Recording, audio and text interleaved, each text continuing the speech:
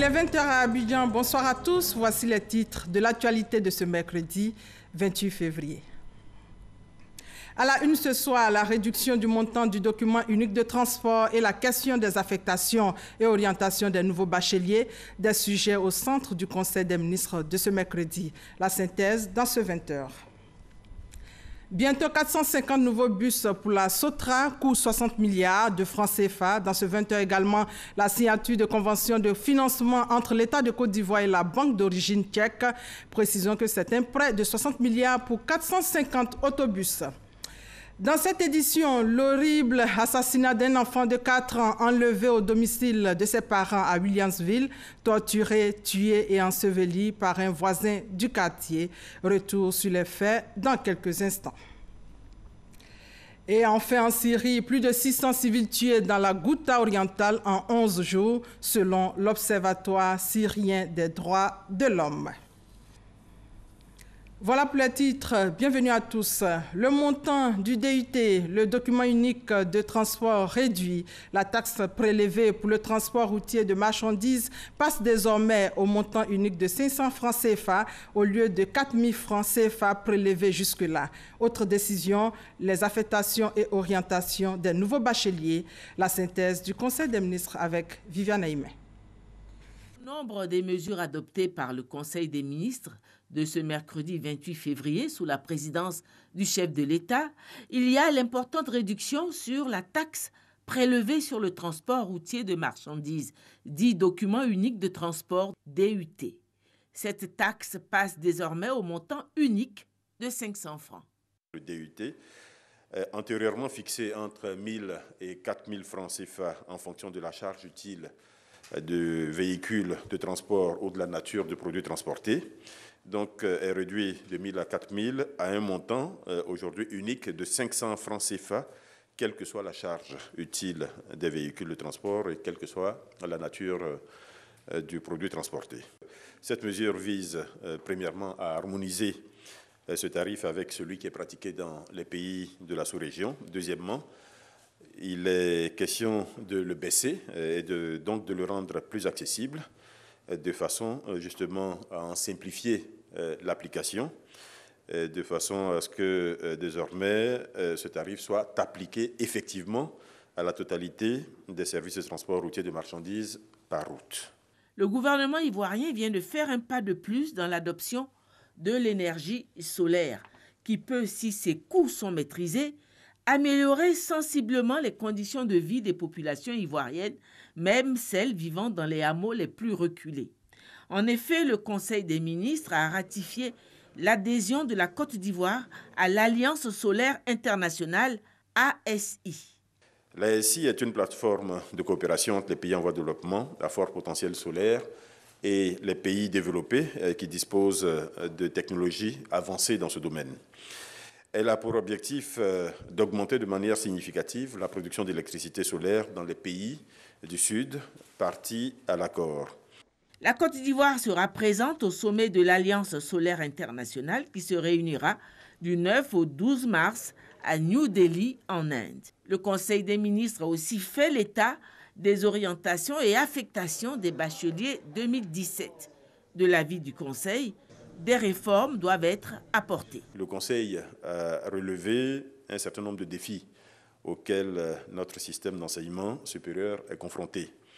Il s'agit notamment du faible quota de bacheliers scientifiques, donc il faudra sans doute y trouver des solutions. Il s'agit des capacités relativement faibles des universités publiques de Côte d'Ivoire.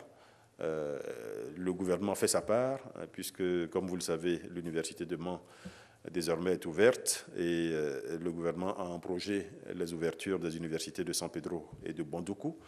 Mais tout cela ne va sans doute pas être suffisant. Donc, il faudra là aussi faire de gros efforts pour absorber la majorité des bacheliers. Et troisièmement, on peut également relever la nécessité de réformer les formations BTS pour les adapter mieux au marché de l'emploi en Côte d'Ivoire. Par ailleurs, le Conseil a enregistré plusieurs nominations dans différents départements ministériels. Notons que ce Conseil des ministres est le dernier auquel assistait le ministre Jean-Claude Brou de l'Industrie et des Mines avant son départ pour occuper le fauteuil de président de la commission de la CEDEAO à Abuja. Justement, le ministre de l'Industrie et des Mines, Jean-Claude Brou, nouveau président de la commission de la CEDEAO, prend officiellement fonction demain jeudi 1er mars à Abuja, au Nigeria. Avant son départ, il a été reçu ce mercredi par le président Alassane Ouattara. Jean-Claude Brou est venu exprimer sa gratitude au chef de l'État. Il place sa mission sous le signe du renforcement de l'intégration sous-régionale. Nous l'écoutons. J'ai voulu effectivement, à travers cette audience que m'a accordée le président de la République, prendre ses conseils, ses recommandations pour la mission qui m'a été confiée. Vous savez que le président a pratiqué les institutions internationales, il a pratiqué la CEDEAO, il a eu à exercer les fonctions de président de la conférence des chefs d'État, donc il a une connaissance très profonde de la CEDEAO. Et donc, il était tout à fait normal que je vienne prendre des conseils avisés pour que je puisse mener à bien cette mission. C'est un grand honneur qui m'est fait et bien sûr, c'est également pour la Côte d'Ivoire un honneur de pouvoir présider la commission de la CEDEAO. Et donc, il est important que nous mettions tout en œuvre pour réussir cette mission. Voilà, Jean-Claude Brou, le nouveau président de la commission de la CEDEAO, qui prend officiellement fonction demain jeudi 1er mars à Abuja, au Nigeria. Bientôt 450 nouveaux autobus dans les rues d'Abidjan pour un montant de 60 milliards de francs CFA. C'est un prêt d'une banque d'origine tchèque. Une convention de financement de ce projet a été signée à cet effet. Mariam Sissé et Cheikh Kone. Le projet d'acquisition de nouveaux bus annoncé par la Sotra en début d'année prend forme. Après la signature de contrat avec le partenaire Iveco Bus, le gouvernement ivoirien a procédé à la signature de la convention de financement ce mercredi avec la banque tchèque CSOB. Un financement d'un montant d'environ 60 milliards de francs CFA. Pour la mise en œuvre de cette opération d'achat, la banque CSOB a décidé d'accompagner l'État de Côte d'Ivoire pour la totalité des ressources attendues. Cette acquisition devra permettre à la Côte d'Ivoire d'assurer non seulement la mobilité urbaine de la ville d'Abidjan, mais également d'assurer sa mission de protection de l'environnement. Prenant en compte les questions donc, de difficultés de trafic à Abidjan, prenant en compte également la nécessité de réduire donc, la pollution donc, à Abidjan, cette opération permet donc d'intégrer des bus articulés, une double capacité par rapport au bus actuel, mais également avec la Petrosi qui est en partenariat donc, dans cette opération, de pouvoir utiliser donc, le gaz, diminuer donc, la pollution, mais également de réduire donc, les charges opérationnelles donc, au niveau donc, de la Sotra. Nous sommes convenus qu'avec Iveco, nous allons donc, travailler pour que Sotra Industrie puisse donc, commencer à faire du montage donc, de véhicules de moindre capacité, donc on appelle globalement donc, des minibus. 450 autobus, dont 80 articulés, seront disponibles avant la fin de cette année 2018. Une acquisition qui devra doubler la capacité opérationnelle de la Sotra. On revient dans ce 20h sur ce crime odieux qui choque tout le monde. Cette affaire de cet enfant de 4 ans enlevé au domicile de ses parents à Williamsville avant d'être étranglé et égorgé par le bijoutier du quartier qui connaît bien le petit Bouba et qui connaît bien sa famille. Retour sur les faits avec Sephora Zegui et Eman Guivé. Regard perdu d'une mère qui ne comprend pas la barbarie dont vient d'être victime son fils, le petit Aboubacar Siddiq, appelé communément Bouba par ses proches. Ce petit garçon, âgé de 4 ans, a quitté le domicile familial le samedi 24 février dernier pour ne plus y revenir. Cadet d'une famille de 4 enfants, le 25 février dernier, le corps sans vie de Bouba a été retrouvé dans une broussaille dans le quartier de Angré. Sa mère nous raconte avec beaucoup d'émotion les circonstances de la disparition de son fils. Son petit frère était malade, ça faisait quelques jours. On n'a pas dormi la nuit. Donc je suis tellement fatiguée avec le bébé, j'ai dit je vais me reposer. Je me suis réveillée à 14 h.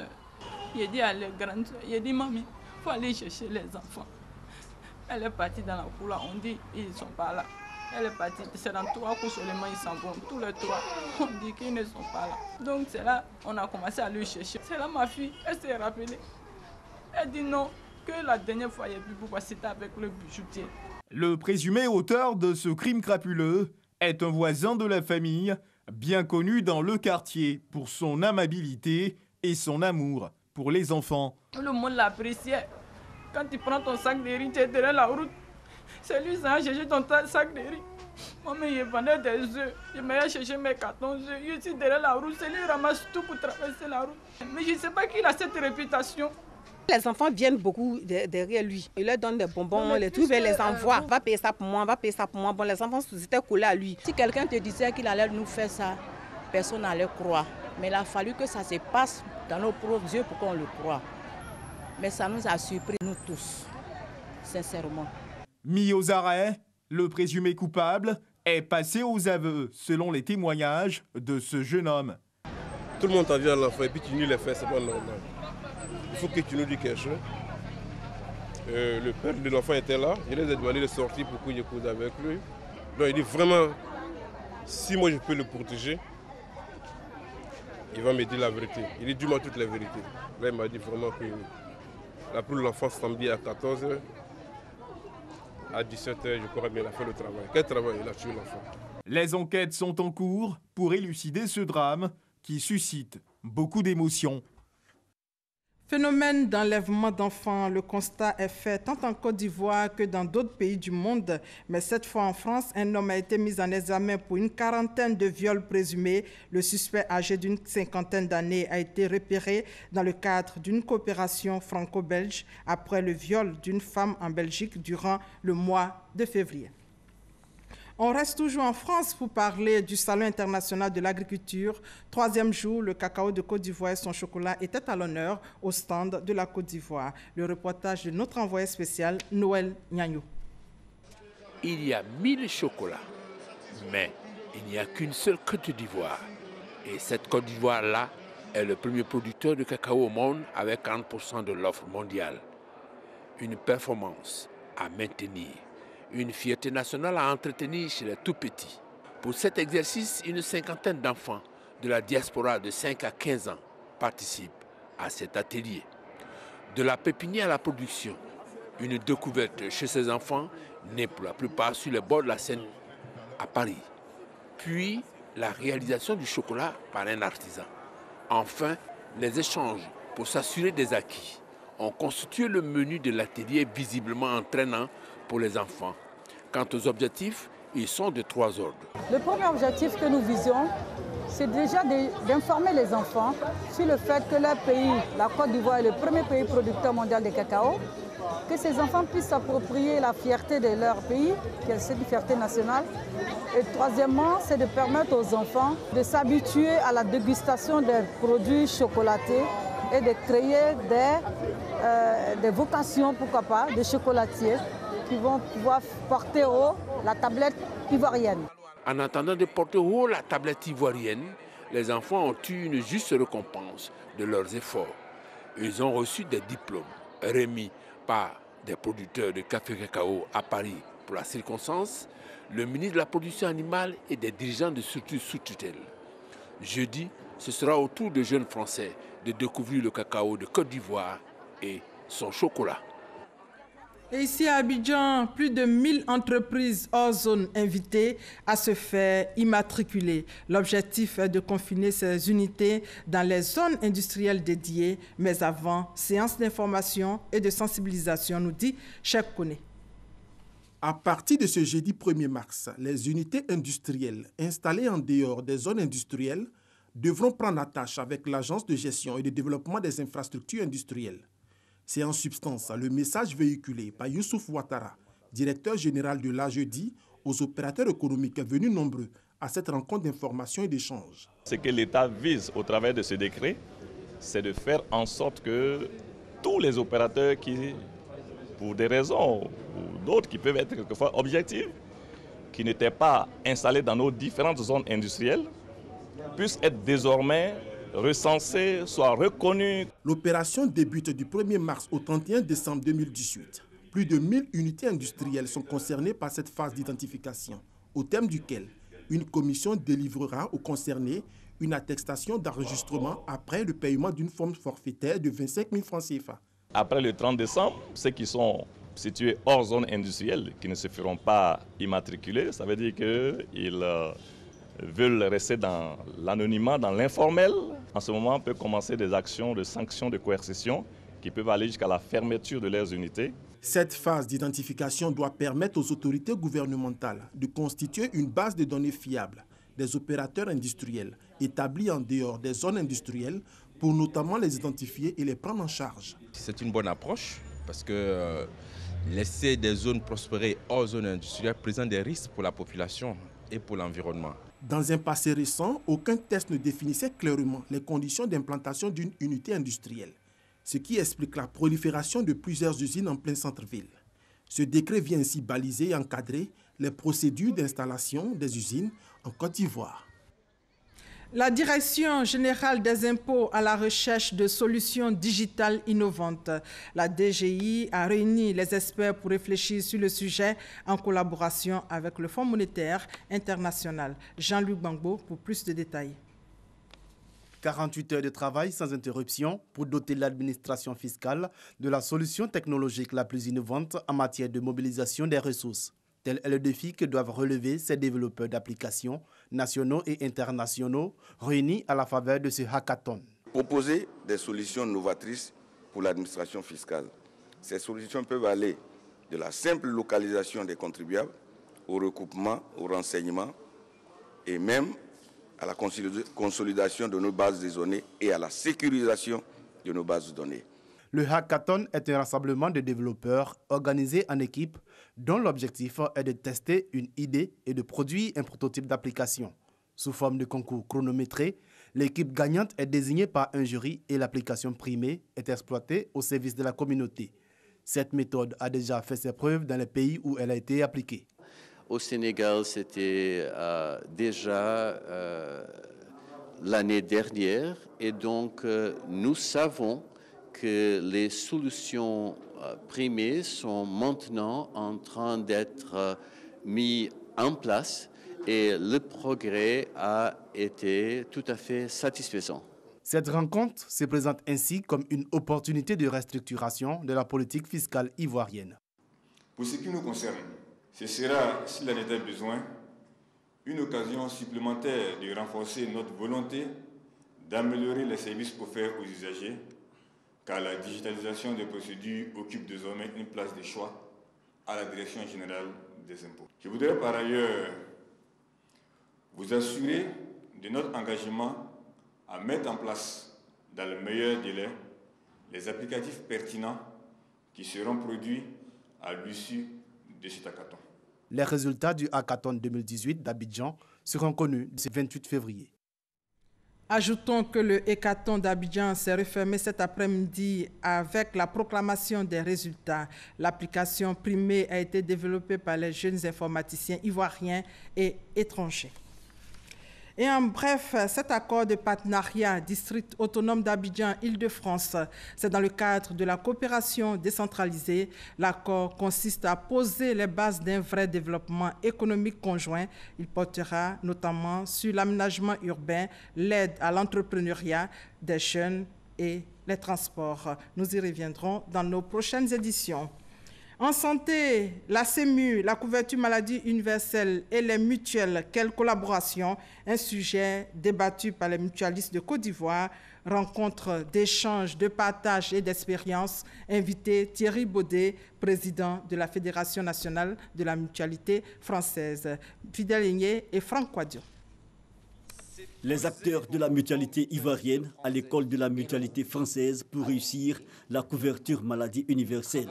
Thierry Baudet, président de la Fédération nationale de la mutualité française, a sensibilisé ses pairs et les pouvoirs publics sur l'importance de la collaboration entre États et mutuelles, gage de la réussite du projet. Je sais que la mutualité ivoirienne va travailler avec les pouvoirs publics et que la Côte d'Ivoire n'a pas trop de la CMU et des mutualistes pour progresser et pour améliorer l'état de santé de l'ensemble des Ivoiriens. La solidarité et la démocratie mutualiste, des valeurs pour une bonne gouvernance et l'amélioration des offres de services des mutuelles, selon le conférencier, c'est une initiative de l'Union nationale de la mutualité de Côte d'Ivoire.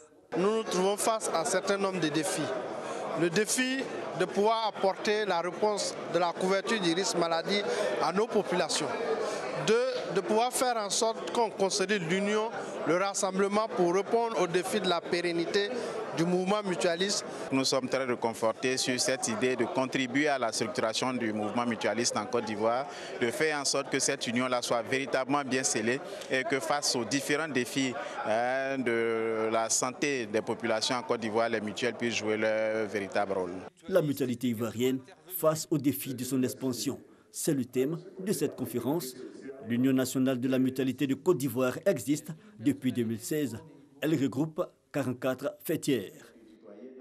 Direction le Bassa-Centra où les populations du Boclé disent merci au chef de l'État pour ses actions de développement, des infrastructures en cours de réalisation et surtout le démarrage très bientôt des travaux de l'autoroute San Pedro-Abidjan annoncés par le chef de l'État. Autant de bonnes nouvelles, nous dit Sam Kouna.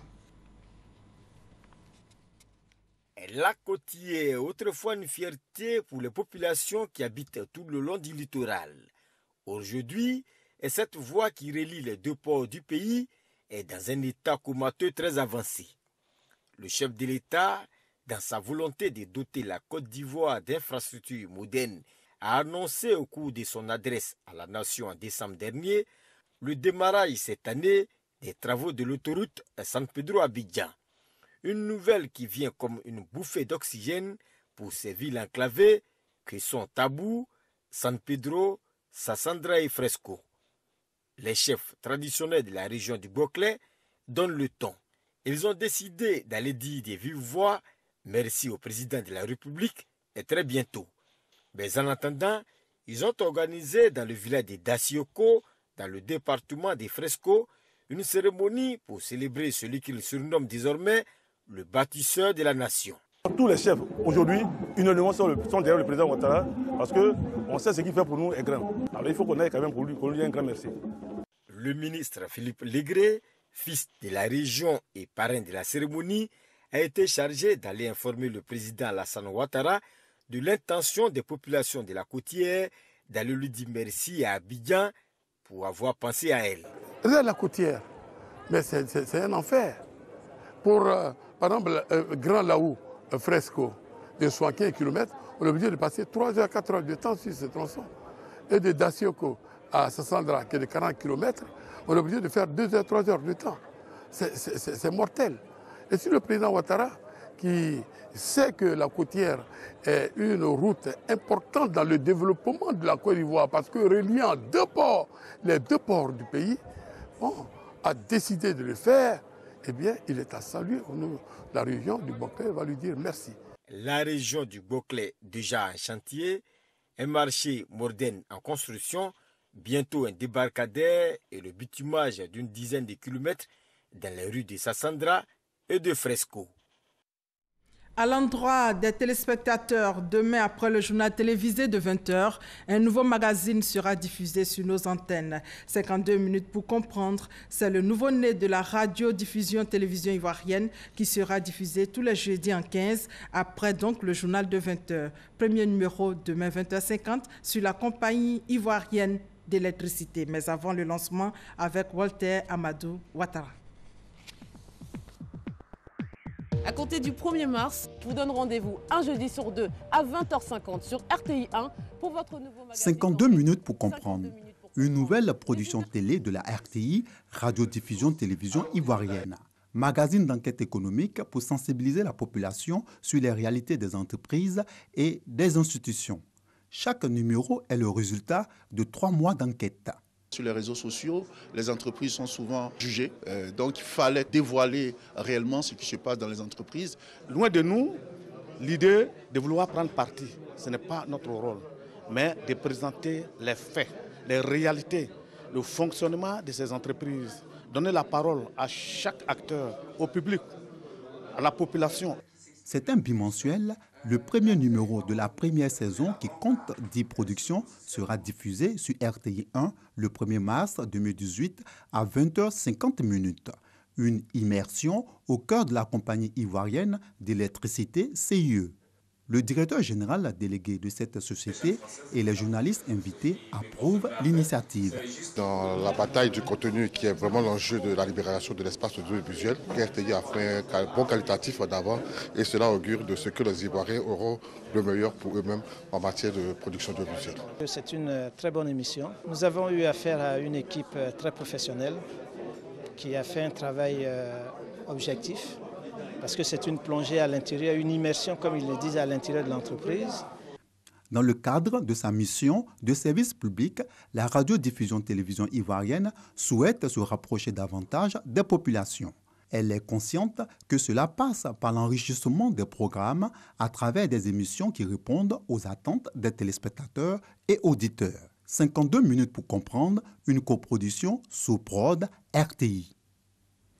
Lassina Ouattara, le chargé de mission du président de la République, a offert 2 motos à l'Union nationale des journalistes de Côte d'Ivoire, l'UNJCI. Il a précisé que c'est au nom donc du président Lassina Ouattara que ces moyens de locomotion ont été offerts. Le don a été réceptionné par Moussa Traoré, président de l'UNJCI, ce dont va soutenir l'UNJCI dans ses déplacements et distributions de courriers. 3e édition du débat panafricain qui oppose les étudiants de 8 pays de la zone UEMOA. Pour la première journée, l'équipe du Togo était opposée à l'équipe du Mali. Le débat panafricain est une initiative de l'association Action pour la conscience citoyenne. Sephora Zegui et Franck Kouadio. Les étudiants du Togo et du Mali en ouverture de ce concours panafricain de débat, 3e édition. Le thème, l'éthique serait-elle l'une des causes majeures de la délinquance juvénile en Afrique? Chaque équipe développe ses arguments. Et la délinquance juvénile en Afrique peut paraître étonnant, peut-être déroutant, mais sûrement intéressant. Mesdames et messieurs, l'évolution est le propre de l'homme et l'Afrique ne peut pas rester en marge de cette mouvance naturelle. En 50 minutes, l'équipe togolaise a pu convaincre le jury. Ce pays remporte la première manche en battant le Mali, champion sortant, avec une moyenne de 15,5 sur 20. Le titre de meilleur débatteur est quant à lui revenu au Mali. On a su se démarquer de l'équipe malienne par nos argumentations et qu'on a bien proposé. Les compétiteurs étaient de taille. L'équipe du Mali aussi n'a pas démérité la victoire. Je rends grâce à Dieu. Au nom de la première dame de Côte d'Ivoire, et au nom de la ministre de l'Enseignement supérieur et de la Recherche scientifique, la directrice adjointe de cabinet a salué la qualité des recherches menées par les débatteurs pour rehausser le niveau de cette première manche. Je voudrais d'abord à ces jeunes-là leur dire que, au-delà de la compétition, il faudrait voir l'intégration. Parce que c'est ça l'objet. Vous aurez tous gagné, tous autant que vous êtes. On aura tous gagné le pari de l'intégration. Ils marchent main dans la main ensemble pour bâtir une Afrique forte. Depuis 3 ans, l'ONG Agir, fondée par la première dame du Mali et l'Action pour la conscience citoyenne ACC, organise le concours débat universitaire panafricain. Le COPAD est une compétition annuelle sous forme de tournoi où des étudiants représentant leur pays par équipe débattent sur des thèmes choisis. La finale de cette 3e édition aura lieu le 3 mars prochain à l'université Félix Houphouët-Boigny de Cocody.